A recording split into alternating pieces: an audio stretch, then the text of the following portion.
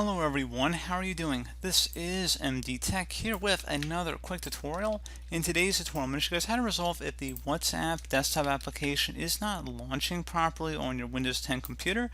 So this should hopefully be a pretty straightforward process, guys, and without further ado, let's go ahead and jump straight into it. So all you have to do, just right click on a blank area of your taskbar, select Task Manager. Now go underneath Background Processes.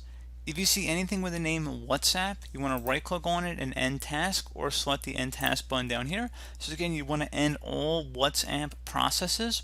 And then once you're done with that, you just would scroll through here, make sure they are all turned off. Again, it would be under the background processes. And then once you are done with that, you would go ahead and just close out of Task Manager and then attempt to relaunch WhatsApp, and that should be able to resolve the problem. So, as always, thank you guys for watching this brief tutorial. I do hope that I was able to help you out, and I do look forward to catching you all in the next tutorial. Goodbye.